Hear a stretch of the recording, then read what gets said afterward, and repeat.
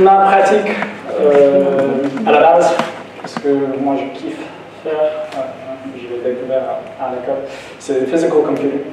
C'est très difficile à traduire ces termes. On cherche.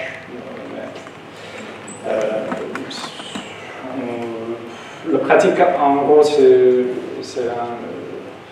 de tenter de détourner les objets au lieu de rester juste sur un clavier avec une souris, un écran, on dépasse tout ça. On travaille avec la physique, on va dans la machine et on va travailler avec les entrées-sorties.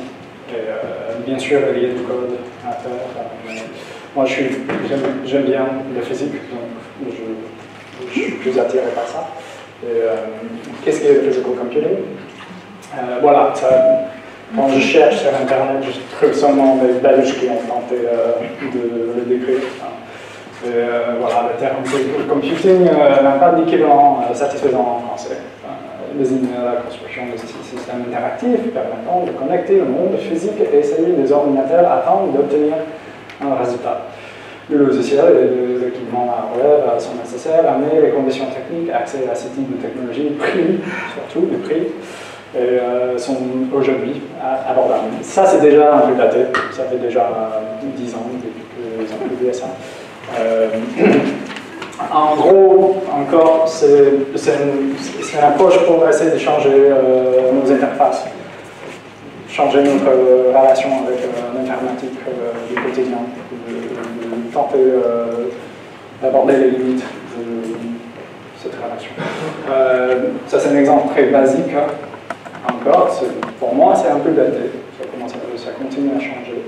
Ça continue à être de plus en plus consolidé. Mais à l'époque, et toujours un peu aujourd'hui, et l'ordinateur, qu'on connaît tous, et un microcontrôleur entre l'ordinateur et le monde physique.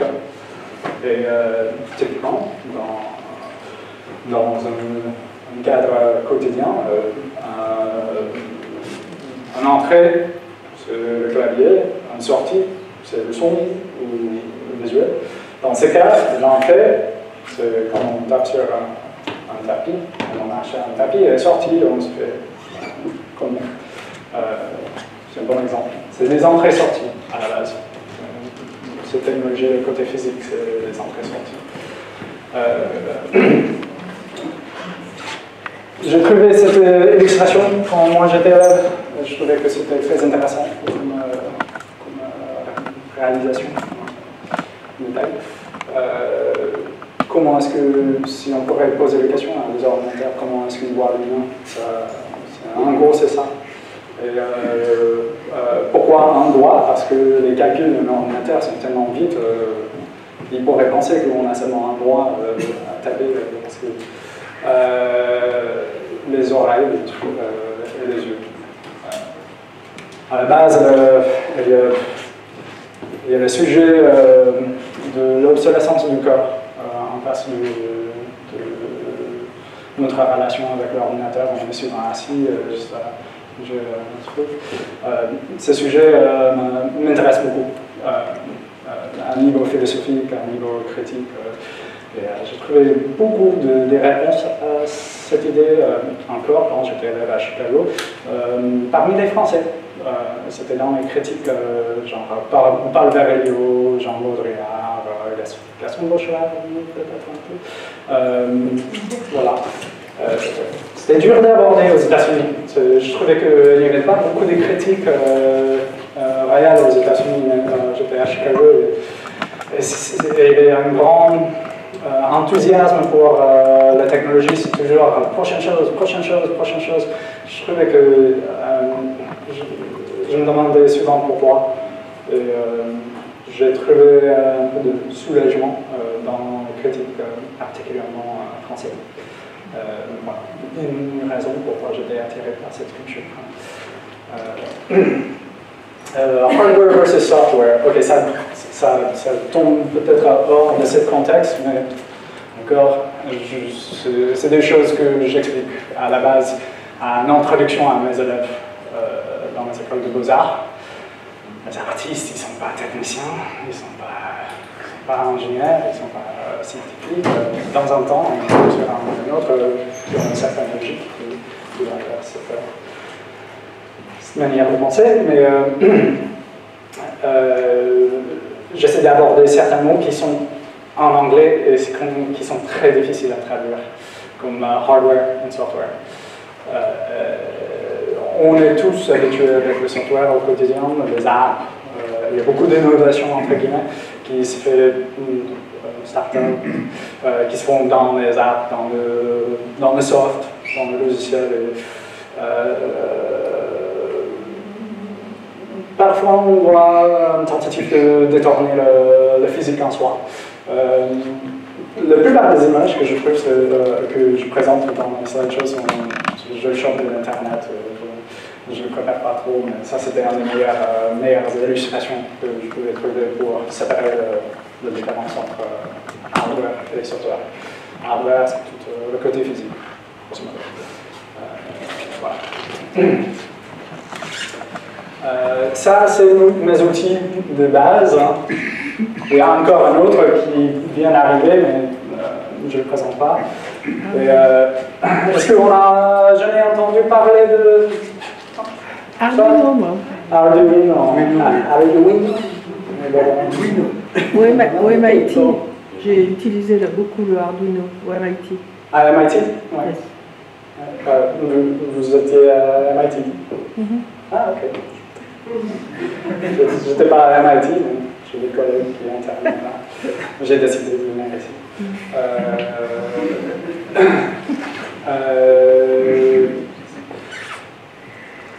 Et Raspberry Pi? Non? Non, Raspberry Pi, non, mais Arduino, oui. L'Arduino, les deux sont européens.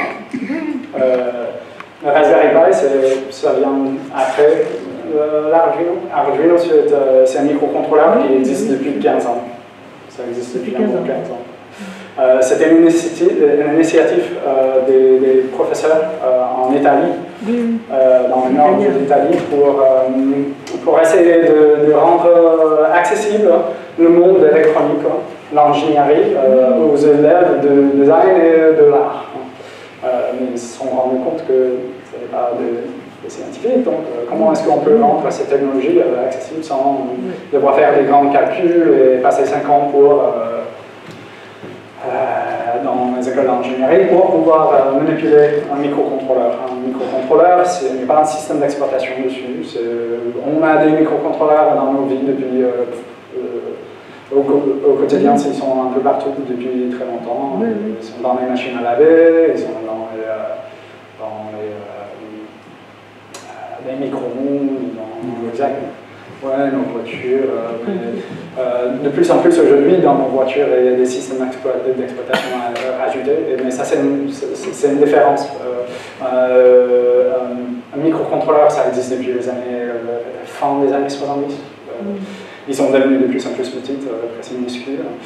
Ils font des instructions. À la base, ils ont des entrées-sorties. On tape sur un interrupteur pour un micro-ondes, et il y a un afficheur qui nous montre ça c'est une sortie, et puis il y a un moteur qui tourne le disque, et il y a le chaleur qui passe. Ça, c'est toutes les sorties qui sont activées. On peut faire ça. Même en tant qu'artiste, on peut faire ça avec cet appareil depuis un bon 15 ans. Après un petit... il y a en 2011, les Raspberry sont sortis, ça vient de Royaume-Uni. Leur initiative était plus pour la pédagogie. Ils ont voulu rendre accessible le monde de Linux, en particulier, de Python. C'est pourquoi ça s'appelle Raspberry Pi, Python. Ils ont voulu rendre tout Ils ont identifié un problème dans la société, en gros. Il y avait de moins en moins de gens qui comprenaient qu'est-ce qu'est le computer science. La vraie science de l'ordinateur, comment faire fonctionner ça au-delà de juste une interface. Donc ils ont introduit ça, c'est une grande réussite depuis le départ. Le grand avantage entre les deux, ils sont pas chers. Celle-là, c'est 20 €. Celle-là, il est 30 €, un ordinateur complet. Les différences, encore, il a un système d'exploitation dessus, lui non. Mais une similarité entre les deux, ils ont des entrées-sorties. Donc on peut rajouter, ce qu'on veut, des capteurs, des sorties des moteurs. Voilà, mais la différence c'est que ça aussi, on peut rajouter des logiciels. On peut avoir une arborescence des fichiers sur un système d'exploitation avec celle-là en plus. Donc c'est un peu plus complexe, il y a une courbe d'apprentissage plus grand. Et ce qui est marrant, ça c'est devenu très populaire parmi les artistes. On le voit de plus en plus dans les expositions, à remplacer des Mac Mini, c'est beaucoup moins cher, et ça, on est plus libre à faire notre propre connectique au lieu d'aller au magasin et chercher une connectique spécifique à ça. On peut le fabriquer nous-mêmes. Donc, mais c'est marrant parce que ça c'était dessiné pour les élèves, les jeunes. Celle-là a été dessinée pour les artistes et les designers. Ça, Arduino est devenu très populaire parmi les jeunes et vice-versa. Raspberry est devenu très populaire parmi les artistes et les designers. Une dernière chose sur les deux, il y a plein de microcontrôleurs comparables qui existent, qui ne sont pas Arduino, ça s'appelle autre chose. Il y a plein de tentatives de concurrence. Aussi pour un système marqué comme Raspberry, mais le grand échec d'habitude c'est qu'ils n'arrivent pas à créer une communauté autour. Ceux-là, ils arrivaient à suivre un ethos, une éthique de libre, de open source, et ils arrivaient à créer une communauté mondiale. Et c'est pourquoi ils sont tellement forts. Sans une communauté, ils sont morts. Donc voilà, c'est une chose que je fais pour mes élèves. GPU, c'est les entrées-sorties. Mais bon, on ne doit pas. Dernière chose, et puis je vais passer à des vidéos. Encore, je viens de parler de communauté, le libre. Je suis passé par tous les systèmes. J'ai commencé avec un OS 10, Mac, avec des jolis Macintosh dans mon école à Chicago. Et j'ai maîtrisé toute la suite Adobe, etc. Final Cut. Et puis au fur et à mesure, c'était trop cher pendant mes voyages. Je travaillais avec les artistes, ils ne peuvent pas toujours payer très bien. Bon, je ne peux pas remplacer continuellement ces hardware si j'ai voulu garder une liberté de créativité. Donc, je suis passé par Windows. Et puis, il y avait un autre problème avec ça. Je suis tombé quand je cherche des choses libres sur Internet, je termine avec des virus, etc. Donc, laisse tomber, je suis passé par Linux. Je ne suis jamais retourné depuis 10 ans. Et il y a plus de travail à faire, oui, parfois, mais on termine libre. Dans ces parcours, j'ai trouvé. Je suis devenu de plus en plus passionné par ce discours de libre. D'où ça vient? Ça a commencé à MIT avec un monsieur qui s'appelle Richard Stallman. Et avec tous les mouvements, il a mis en place les licences GNU, GPL, pas Creative Commons, mais GPL, GNU, et puis le Creative Commons qui venait après. Et vous utilisez souvent, quand on passe par Internet, il y a plein de choses sous GPL, GNU, licence, qui est pour tout le monde. C'est réservé que ça appartient à tout le monde, en gros. Quand on est sur cette licence, voilà. Et c'est un puriste. Il est spécial comme gars. Il y a Linus Torvald aussi. Richard Stallman, il a mis toute cette éthique en place. Heureusement. Et il insiste que le livre, c'est pas. It's not free as in free beer, it's free as in freedom. Je n'ai pas écrit, je n'ai pas préparé en écriture qui.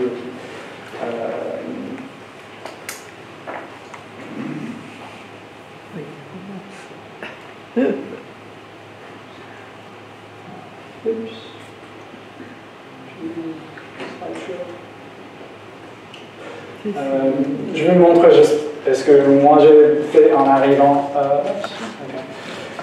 Moi, à 18 ans environ, je voyageais beaucoup aux États-Unis. Genre un nomade, j'ai gardé un cahier avec moi. New York, Los Angeles, Texas, Nouvelle-Orléans, Chicago, etc. Je suis passé par les écoles d'art, essayer de trouver quelque chose qui était bien pour moi. C'est ce que je présentais, c'est ce que je faisais. Je montre ça aux élèves dans mes présentations, je n'ai pas toujours trop envie de parler de ce que moi j'ai fait avec les élèves, mais je me rends compte que j'ai besoin de leur montrer que, en fait, si moi je pouvais le faire, pourquoi pas vous. Parce qu'ils font des choses un peu pareilles, ils commencent avec les peintures, les dessins, et voilà, et maintenant je fais plus de plus en plus cette dramatique. Et voilà, ça c'était mon dossier en arrivant à l'Art Institute de Chicago. Je les ai montré ça, et j'étais accepté, et voilà.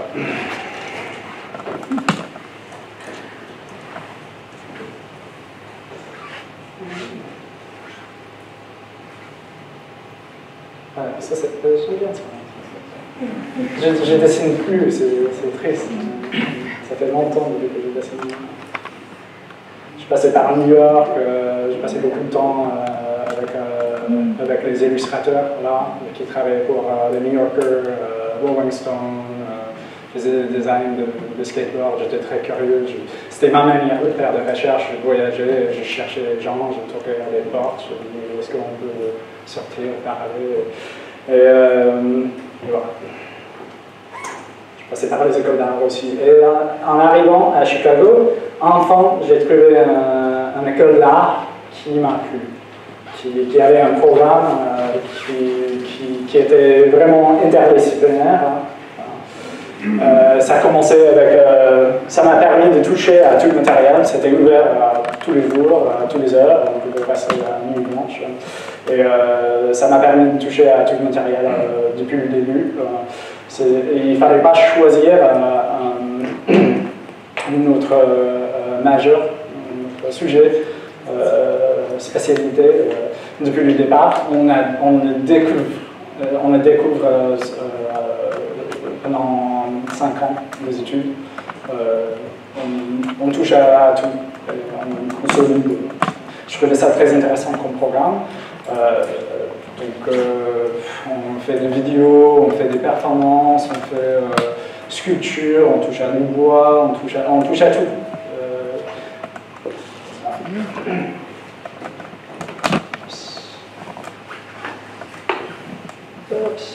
Alors,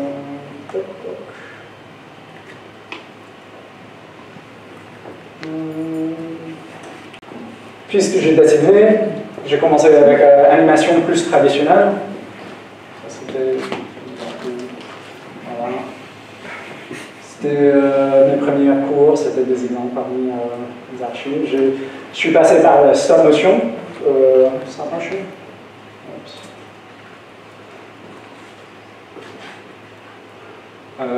Stop motion, on comprend stop motion. C'était très exigeant, c'était beaucoup de travail à faire du stop motion. J'ai dû apprendre à utiliser des pellicules aussi. Mais c'est très physique, surtout, bouger un poupée, bouger des composants. Mais aussi d'apprendre la pellicule récemment, c'était chaud. Dans 3 mois, parmi plein d'autres cours, c'était assez chaud. Bon. Donc, j'ai commencé avec l'animation. J'étais aussi dans un atelier du bois. J'ai commencé à fabriquer des objets qui bougeaient. Donc, voilà, ça c'était une extension du bras. J'ai voulu faire ça pendant mon temps libre dans l'atelier du bois. J'étais assistant là. Et j'ai pris des cours en marionnette. Donc, dans ces explorations, j'ai compris que je voulais faire l'animation et le mouvement. J'étais très attiré par le mouvement et aussi le physique. Au fur et à mesure, ça s'est joint, ça s'est rejoint.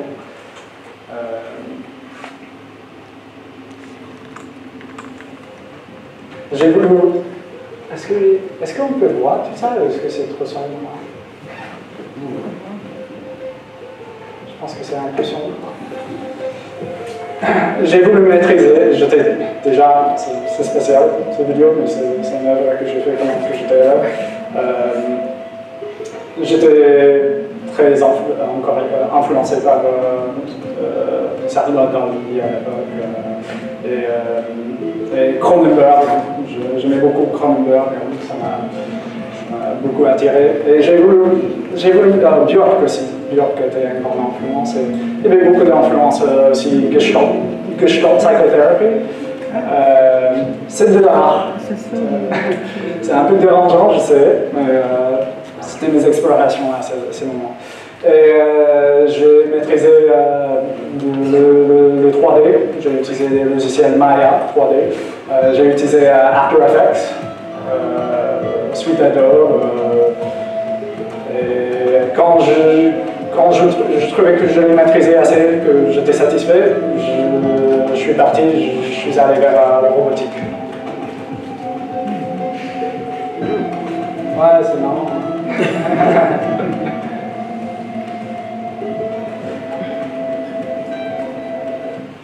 Bon, avec cette vidéo, j'étais accepté à une école d'art à Aix-en-Provence.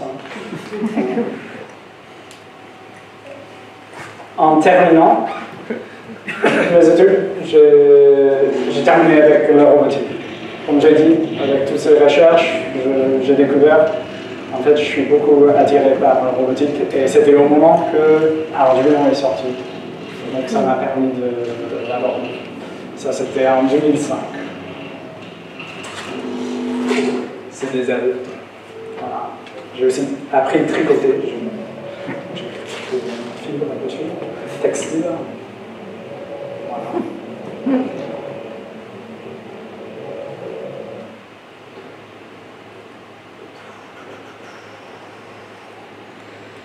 Après ça, après l'école, j'ai travaillé pour le Mardi Gras, le carnaval à la Nouvelle-Orléans. J'ai fait des effets spéciaux sur les chars de carnaval. La grosse fête à la Nouvelle-Orléans. C'était un peu compliqué à cause de Katrina. Tout le monde avait des fusils. Mes patrons, ils avaient des fusils aussi, donc c'était très tendu. J'ai appris pas mal de choses. C'était une atmosphère très spéciale.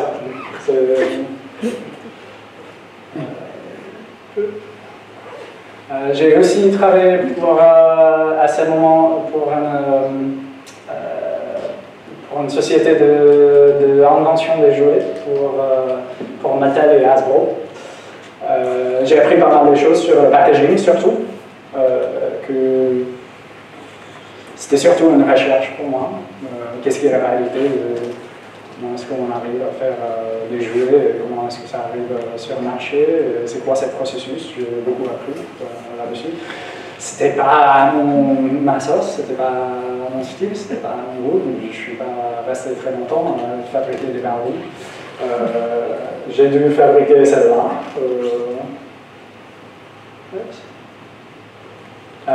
C'était pas mon idée. C'était dans les think tanks, donc à offrir des idées pendant 5 mois. En attendant, j'ai fait des prototypes pour un Barbie avec une caméra dans la poitrine. Encore, c'était pas mon idée. Ça, quelques années après que je suis parti, ça c'était sur la télévision, je trouvais ça marrant. Bon, ça c'était après ça, je suis allé vers la France. Je laisse tomber.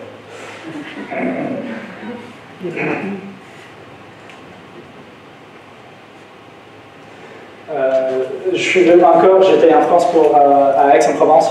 C'est là où j'ai appris à rouler un R. C'est là où j'ai commencé à apprendre le français et à apprendre la culture. Voilà, je suis tombé assez amoureux de ce pays. Et je suis retourné aux États-Unis. J'ai voulu absolument retourner en France. En attendant, j'ai décidé d'aller à Montréal pour continuer à m'améliorer en français. et aussi voir ce qui se passe dans le secteur là-bas. Et c'était une surprise c'était une surprise à quel point c'est progressif dans l'art et la technologie. Ils sont très progressifs. Il y a beaucoup de soutien.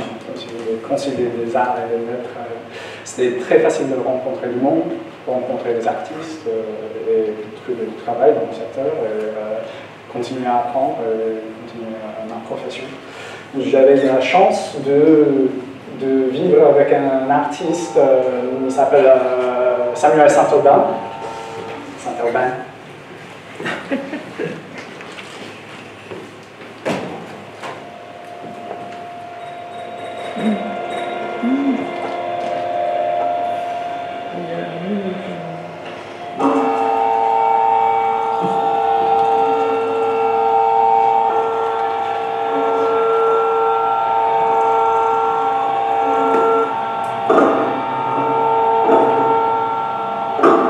Il fabrique toute sa propre électronique. J'ai appris à faire des PCB avec lui. J'ai depuis 1 an.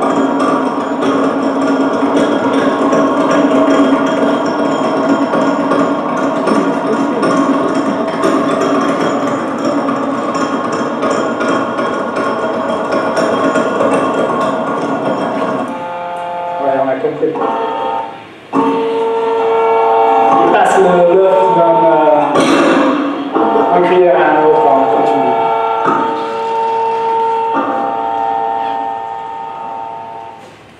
Et pour moi, c'était un vrai artisan Samuel Saint-Aubin, c'est un artisan de l'électronique, il est autodidacte, il n'est pas diplômé, il a appris tout ça tout seul, c'est étonnant. Mais il fabrique tout lui-même.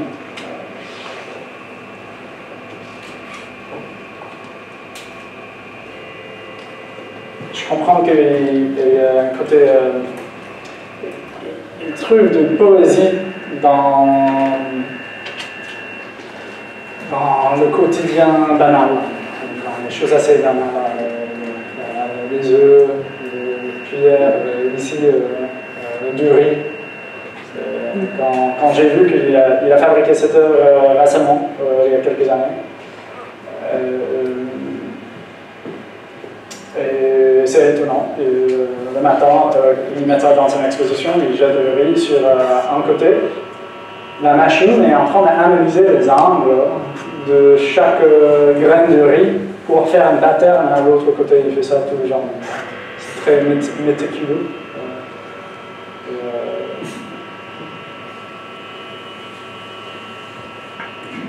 Ça pose des questions à quoi ça sert.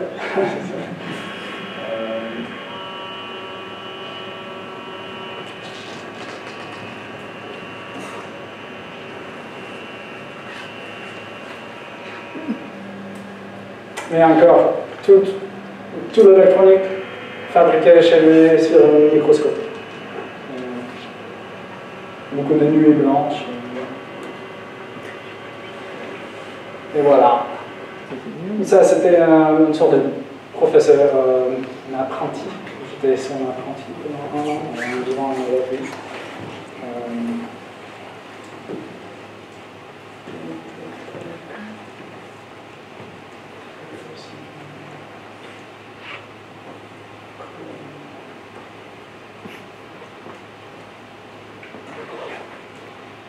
J'étais aussi avec, je bossais pas mal avec les users.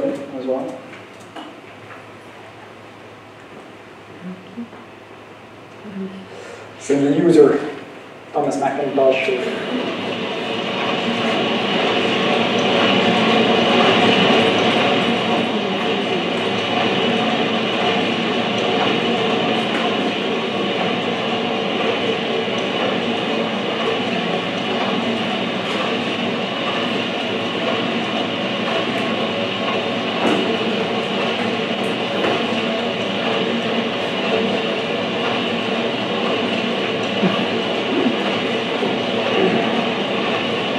Travailler avec eux, c'était très détaillé.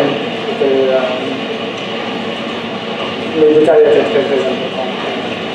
C'est des artistes au Québec. s'est connu là-bas.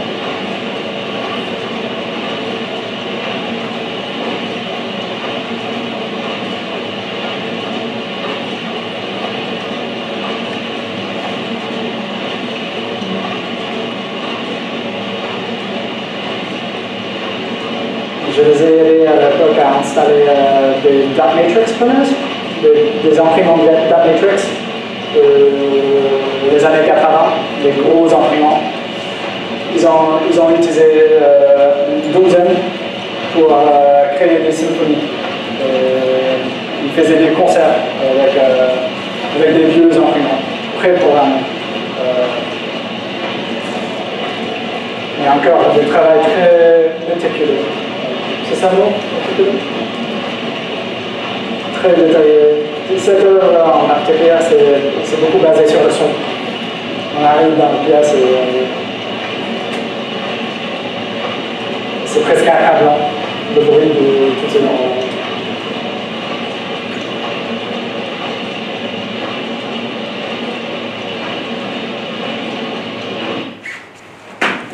J'ai aussi rencontré un groupe d'artistes qui s'appelle Projet Eva, ce que je trouvais très inspirant.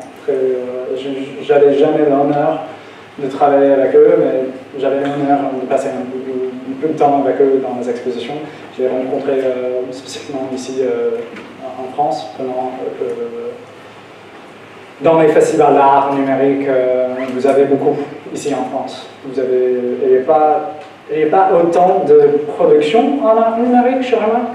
Il y a beaucoup plus au Québec, mais il y a beaucoup d'expositions ici. Ils aiment bien les choses de art numérique. À Nantes en particulier, ils sont très forts avec Starlux, Oilux. Je les ai rencontrés là. Voilà. Cette année, le festival Exit, organisé à la Maison des Arts de Créteil, fait une place à ces chercheurs de petites bêtes. Pour l'histoire, l'utilisation du terme bug, insecte en anglais, qui qualifie un plantage informatique, remonte à 1947. Une mathématicienne américaine découvre qu'une mythe coincée dans le relais de l'un des premiers ordinateurs électromécaniques est responsable du mauvais fonctionnement de la machine. Les défaillances du système, le duo canadien du projet EVA prend le parti d'en rire. Les bugs ou les accidents qui sont intéressants à voir, ce sont des accidents qui se produisent surtout pendant la phase de création. Et quand on a des accidents dans ce contexte-là, c'est là qu'on peut arriver à voir ou entrevoir des choses qu'on n'avait pas prévues à la base quand on faisait notre plan. Donc, quand un ingénieur fait un plan pour un pont, le pont doit fonctionner comme prévu. Nous, si on fait un truc, si ça ne fonctionne pas comme prévu, mais parfois ce sont des moments qui sont intéressants. À 36 ans, Simon Laroche a d'abord étudié la programmation et la robotique avant de les tourner en bourrique. Dans le projet Orchestrer la perte, il imagine une machine qui rend compliqué et hasardeux l'acte enfantin de manger. Avec Étienne Grenier, Simon conçoit ce plafond composé de plaques d'acier robotisées. Intitulé cinétose, un trouble responsable du mal de mer, l'installation déclenche une perte de repère dans le public et une sensation de malaise. On a une approche où on veut prendre des risques. On aime faire de l'art expérimental. On aime expérimenter avec des formes qui sont inventées. On aime trouver des choses qui sont différentes et les mettre en pratique. Et vient avec ça un nombre de risques qu'on est prêt à prendre et qu'on préfère prendre plutôt que de rester dans une zone de confort. Dans leur dernière performance, This Is No Game, ce sont surtout les artistes qui prennent des risques. Complètement aveuglé, le duo est à la merci du public qui contrôle leurs mouvements grâce à un système de transmission audio. Un contre-pied radical à la réalité augmentée. Le rôle des performeurs dans ce jeu-là, c'est de supprimer complètement leur volonté. Donc, ils vont faire essentiellement ce qui leur est dicté par les joueurs. Dans ce jeu vidéo à la réalité diminuée, deux membres du public manipulent le duo casqué grâce à un joystick. Un retour vidéo permet aux joueurs de suivre en direct les moindres faits et gestes des deux performeurs. Comme dans un vrai jeu, il y a des épreuves que vont endurer les Daft Punk canadiens.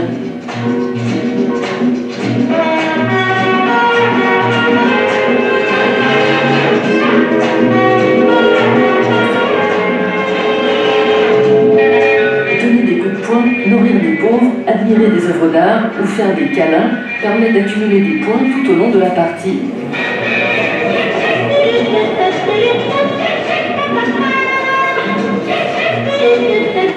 Bon, je pense qu'on comprend. Je les ai rencontrés pendant l'installation de ces plafonds qui tombaient. Ça tombait jusqu'au point où on était forcé de s'arranger. J'ai compris que Simon Naroche, il travaillait surtout dans le spectacle avant. Et un sentiment que j'ai partagé avec lui, j'ai compris pourquoi il a voulu faire autant. Il m'a expliqué que cette situation de spectacle et spectateur, c'était très contraignant. Toujours quelque chose en face et on doit regarder. Dans ces cas, on est forcé aussi physiquement, on est affecté par l'espace en lui-même.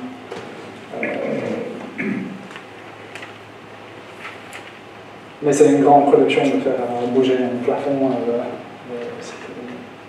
jusqu'à un point où ça tombe sur les gens et surtout aussi bien sûr la question de sécurité.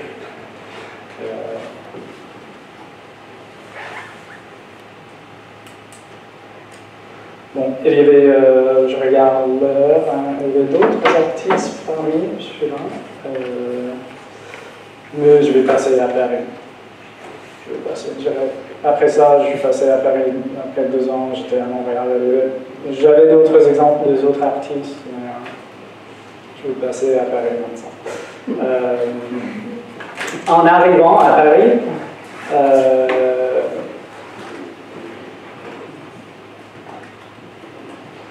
ça c'était le cadre où je me suis trouvé grosso modo, dans les squats, dans les hackerspaces. J'ai tenté la même chose à Paris que j'ai fait au Québec. En arrivant à Montréal, c'était assez facile de juste toquer à une porte, à une résidence d'artiste, etc. Et je disais, hey, ouais, qu'est-ce que tu fais? Rencontre cette personne. C'était pas si évident à Paris. Mais dans les squats et les hackerspaces, j'ai trouvé quelque chose. J'ai trouvé un accès dans le monde d'art. C'était un peu plus compliqué à Paris. Mais ouais, j'ai démarré tout en bas. J'ai creusé là avec Mender à Saint-Ouen. J'ai commencé, c'est un lieu d'artistes créatifs et ils font des résidences. Ils sont souvent menacés par la mer d'être virés depuis longtemps. Mais c'est un endroit assez chouette, la rue. Et avec les hackers, hackers entre guillemets, c'est un drôle de mot, c'est subjectif, ceux qui disent que c'est un mauvais mot et ceux qui disent que c'est un bon mot, c'est pas un très pro là-dedans. Mais à la base, j'ai découvert plein du monde et plein des techniques très intéressantes. Les caractères sur lesquels on tombe dans les squats et les hackerspaces, bien sûr, c'est spatial. Voilà, j'ai démarré avec ça en arrivant à Paris pendant presque un an.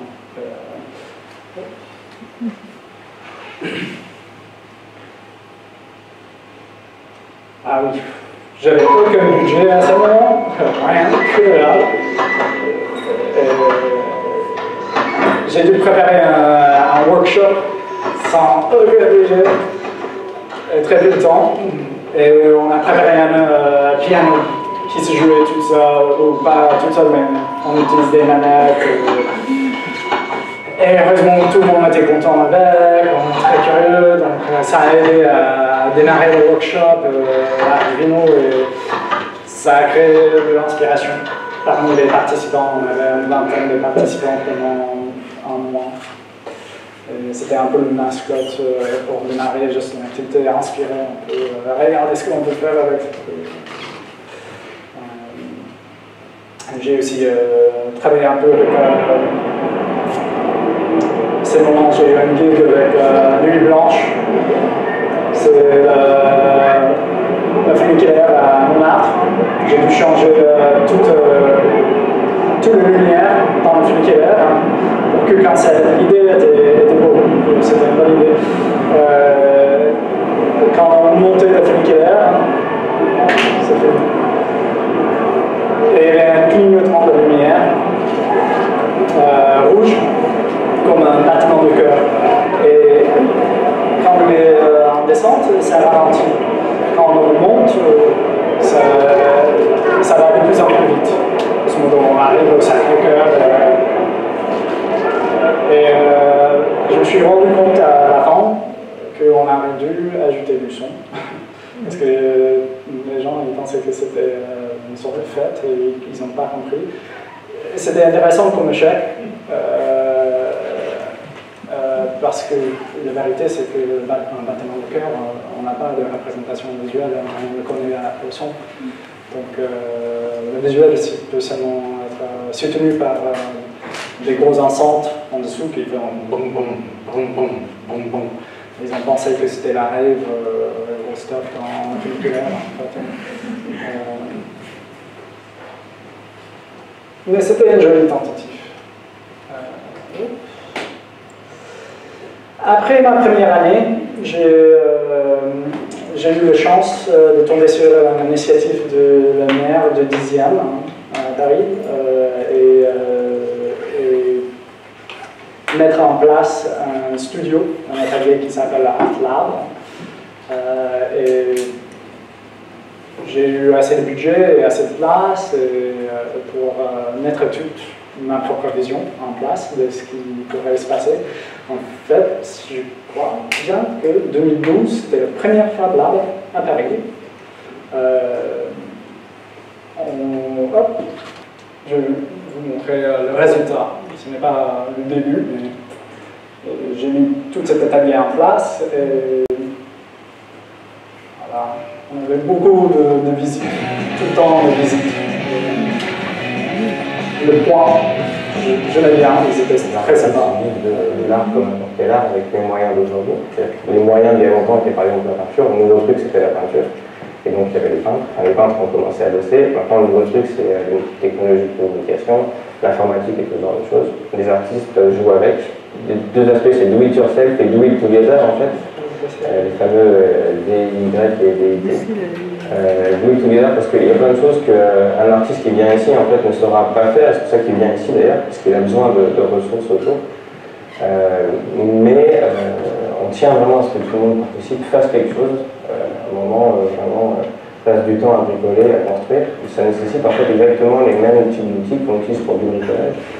Toute la question c'est quelle est la question derrière, quelle est l'utilisation de la technique, mais c'est la même technique qu'il y a partout, dans beaucoup de Fab Lab, de garage, etc. Dans les gens numériques, on se sert beaucoup de tout ce qui est développé dans l'open source, et du coup on contribue pour certains développements qu'on fait. Par exemple ici, on contribue à l'open source, on met du code en ligne, etc.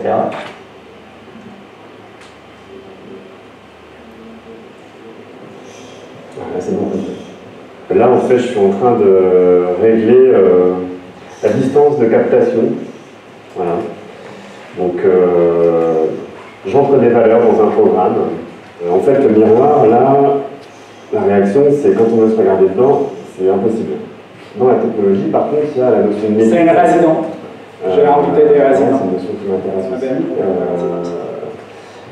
Et cette maîtrise-là, en fait, elle est toujours, enfin, c'est exponentiel, c'est-à-dire qu'on va toujours plus maîtriser, quoi. Et donc, cette notion de maîtrise, ouais, m'intéresse aussi, moi. Et bon, là, on ne maîtrise pas, justement. Enfin, on ne maîtrise pas, mais on a envie de, peut-être, voilà, c'est un objet qui, bon, voilà, qu'on pourrait tenter de maîtriser encore, quoi. Mais il s'en va, quoi.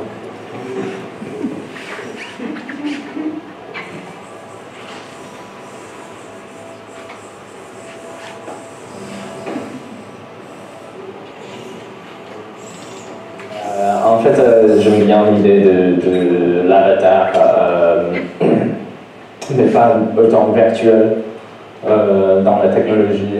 En fait, je cherche un moyen de sortir de ces sortes de masse séduction de l'écran. Une question qui se pose souvent, c'est à quoi ça sert? Et je dis, c'est de l'art, c'est souvent ma réponse. Ils disent, oui, mais à quoi ça sert? Comme la technologie, ça doit servir à quelque chose. Et en fait, je trouve que si c'est détourné d'être un objet qu'on ne s'attend pas, ça sert à beaucoup, ça sert à inspirer les gens, à penser différemment à ce qui est possible, notre relation avec la machine. Dans ce cas, on a une machine qui est douce, et la machine n'est pas souvent connue d'être douce. Je peux me donner un câlin.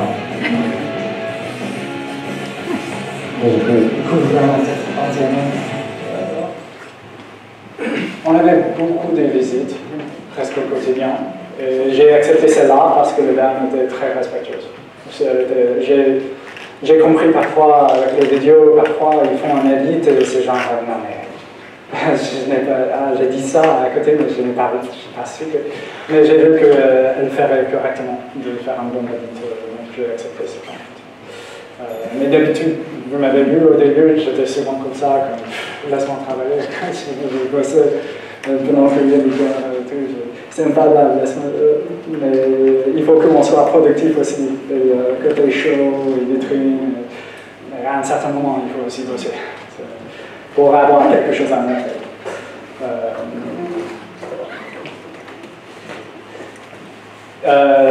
Vers la fin de cet entretien, j'ai parlé de cette question de à quoi ça sert. C'est vrai que dans les expositions, c'était une question souvent posée. Et je trouvais ça très intéressant, cette idée d'utilité qui entoure nos idées de la technologie.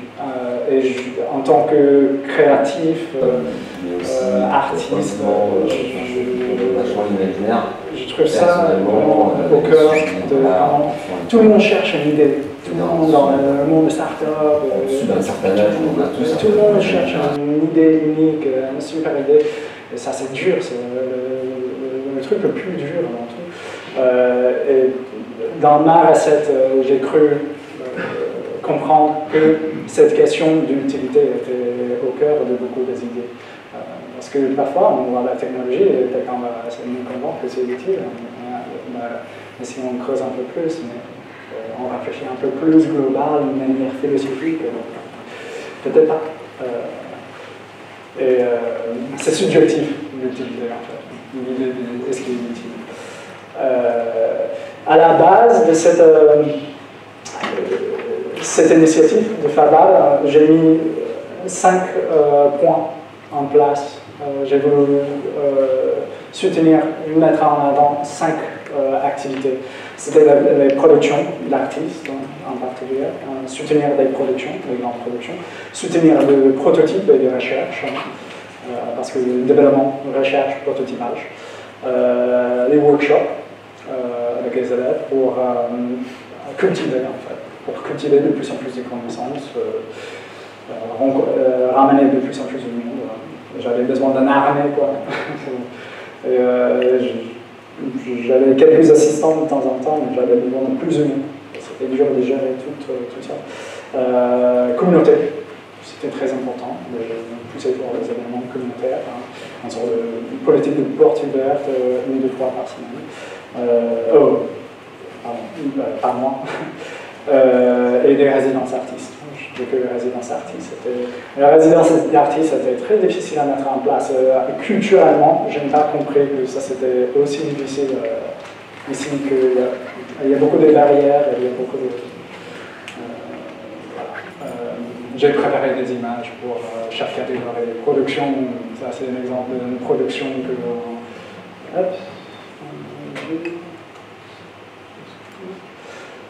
c'est une production d'un artiste Zimou. Je vais vous montrer un peu. Prototypage, développement. Juste bidouiller, tester des trucs, toucher à le matériel, essayer de faire des choses sans but en particulier à les événements communautaires que j'ai mis en place. Là, ça c'était au début, c'était 1, 2 personnes. Ça a terminé comme ça, on n'avait pas assez de place.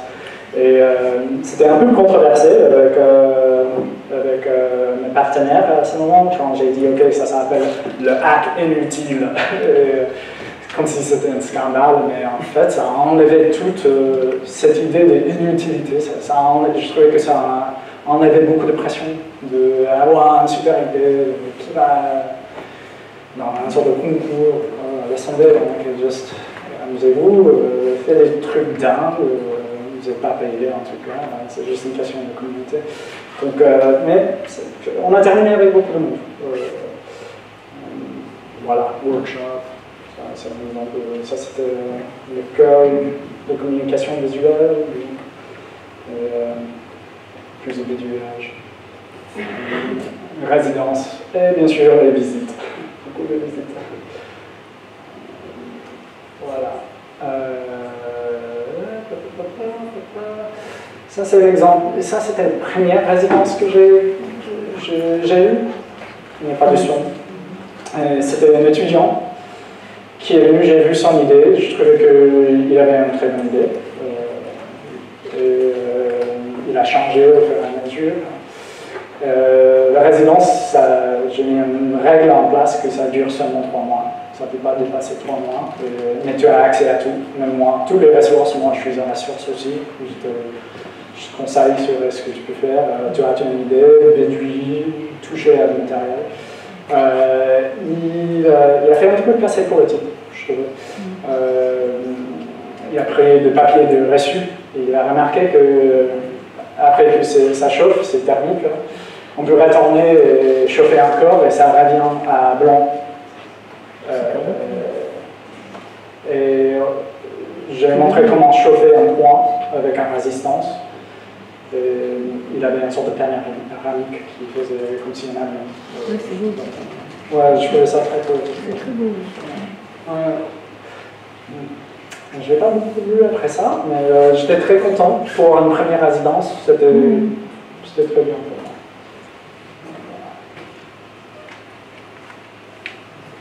Et, le plus grand réussite qu'on avait, c'était surtout ça. Ça, c'était le résultat du troisième résidence. Deuxième. C'est Antonin Forno, Waterlight Graffiti.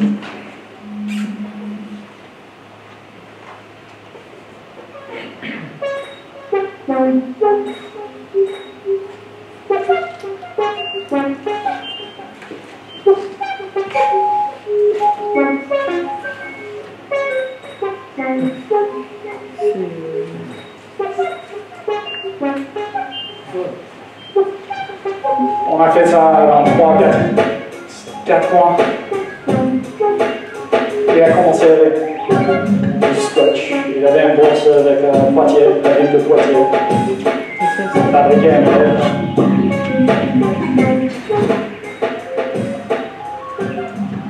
Donc il avait une technologie assez basique.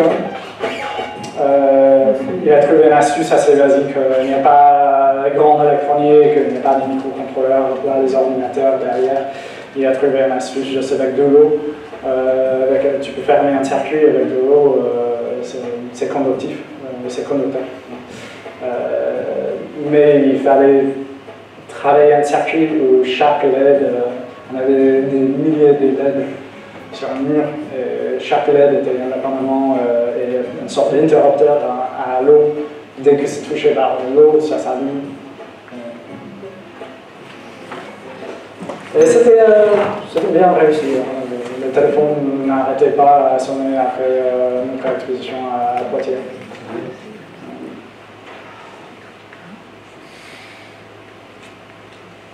Et ça, c'était version 1.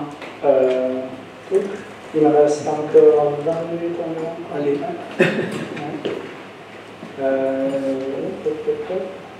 Ça, c'est un résultat d'une production. Zimou. C'était une grosse production. J'ai collaboré 3 fois avec Zimou en Suisse. Et j'ai accepté une demande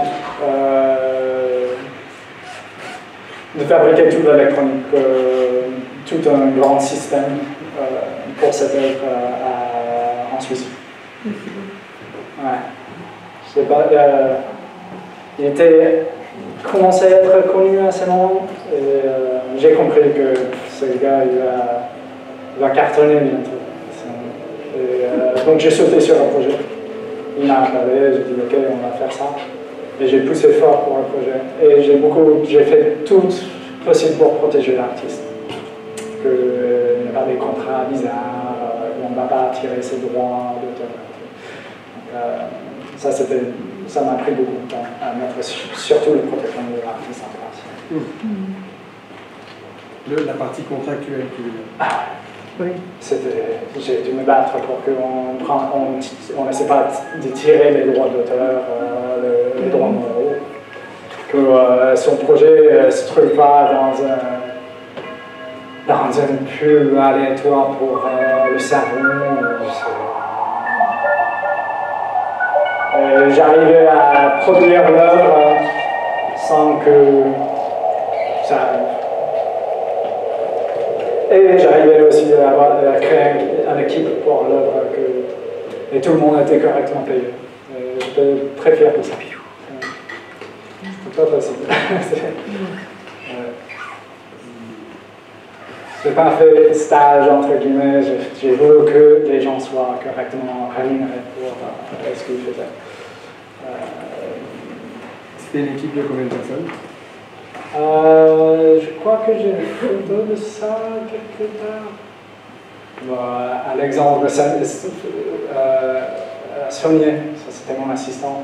Il a pris beaucoup de relais à ma place, il était souvent habillé et tout. Mais c'était une équipe de moi et 3 autres personnes. Mais Alexandre, il m'a sauvé la peau parce que j'étais trop occupé avec le côté contractuel à un moment. J'ai voulu être sur la technique. Mais à un moment, je n'avais pas assez de temps. Et puis, un artiste artisan électronique à Aix-en-Provence qui s'appelle Grégoire Leblanc. Un bon ami qui, je savais, je le paye bien pour une semaine de travail, il met tout le design en place. Ingénierie, je sais que ça va fonctionner. Et voilà. Et puis, 2 autres assistants de temps en temps, juste pour soulever des choses en place. Et j'ai voulu toucher sur cette idée des prototypes avant production, ces étapes d'arriver à un résultat. Vous avez vu les plumes. Ça a commencé avec, en jouant avec le matériau, comme ça. Ça, c'était un premier exemple. Et puis, je bidouillais les soirs à l'atelier. Je trouvais ça marrant. Okay, j'ai une boîte sans fil. J'ai commencé à maîtriser la radio. Et j'ai terminé avec. Ça, c'est pas le seul exemple.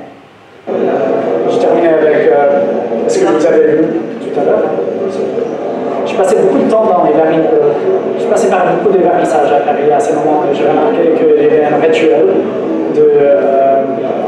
j'ai remarqué ces rituels sociaux et les œuvres qui étaient montrées et je trouvais qu'il y avait souvent une division entre les deux. Le contexte c'était mon sentiment. Quand le contexte, le sujet était des œuvres qui étaient montrées.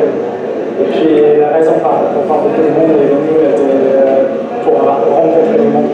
Donc j'ai voulu aborder ces sujets. Je trouvais ça rigolo comme idée de faire partie du rituel social.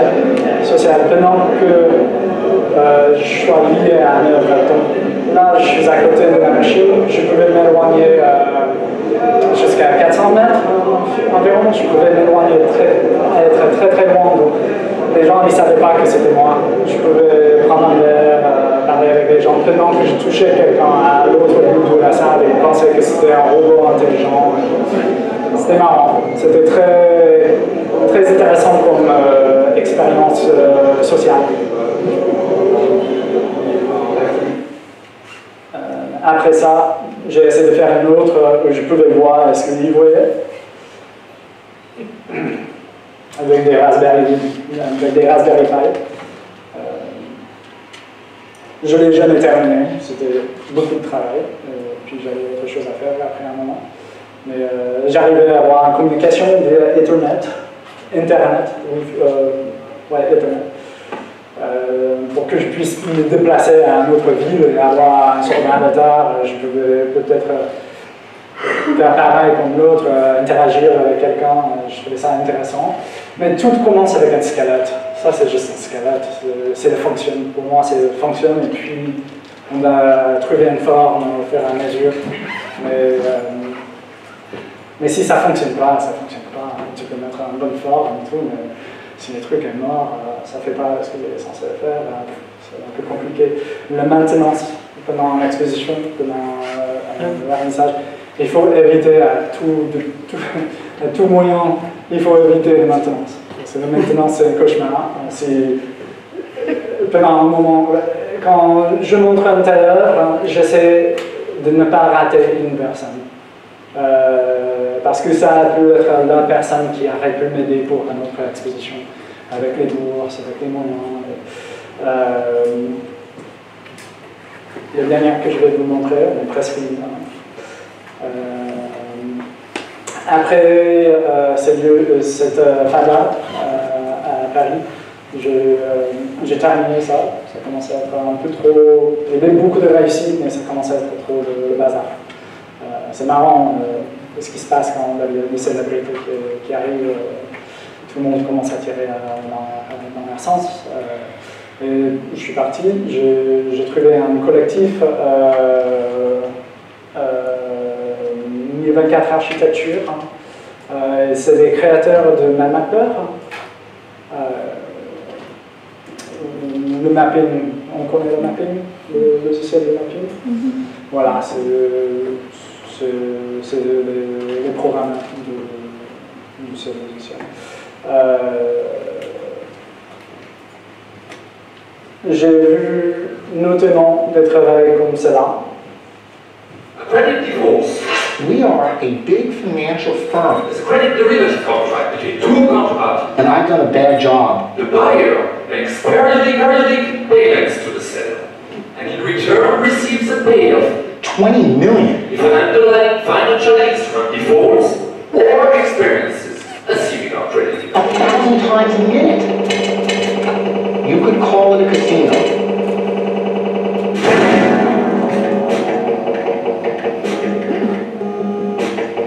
I have to explain. See, this is a problem. We are making buying and selling.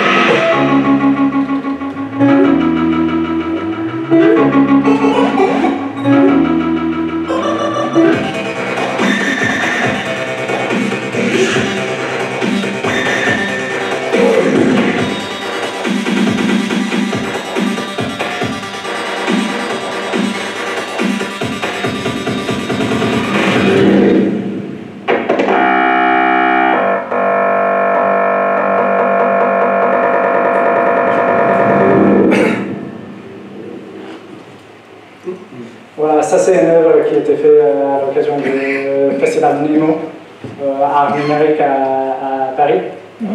C'était soutenu par ce festival. J'ai vu ça et d'autres travaux, donc je les ai approchés. On a mis les économies. J'étais invité en fait de la rencontrer.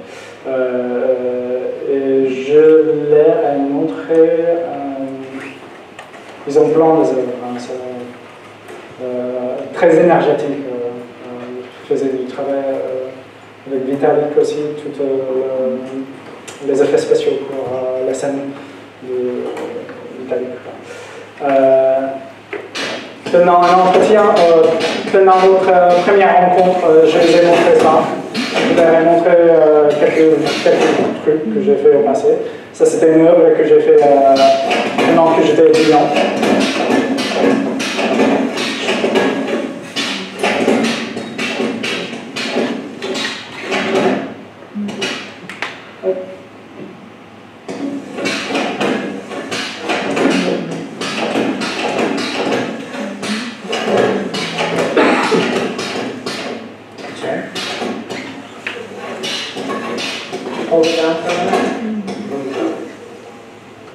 Voilà, vous avez compris, ça c'est la technologie derrière ça, c'est pas très technologique, c'est pas, je vous dis tout est technologique.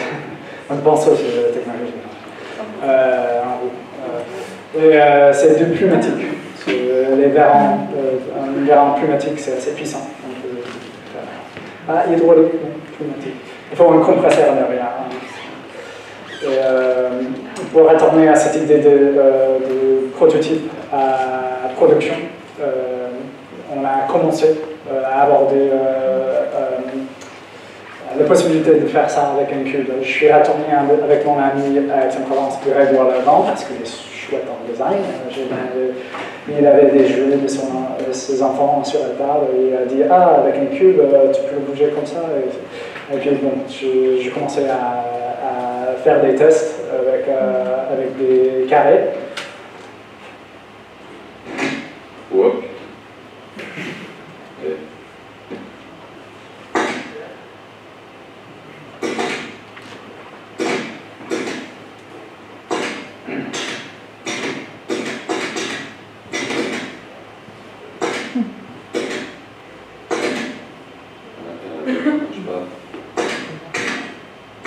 Je commençais avec un Arduino pour faire ça. Arduino, c'est très bien pour tester rapidement. Des fils. Donc, j'ai remarqué dans ce design que, en fait,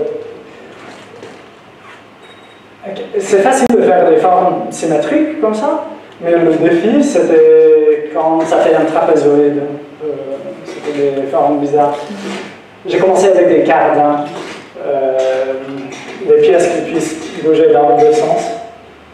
C'était la meilleure solution que j'avais, surtout avec le budget. On commençait avec un petit budget. Je crois que le premier, c'était genre 5 000 maximum. C'est pas beaucoup pour une production en pneumatique. Donc, il fallait continuer la recherche.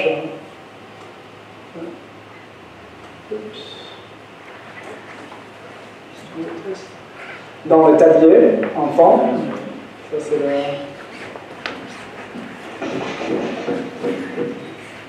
c'est un peu sombre, non? On a bien la voir. Ça, c'est des tests à l'atelier. C'était vraiment le bazar, des câbles partout, parce qu'il faut des tuyaux pour faire passer tout l'air à chaque tuyau.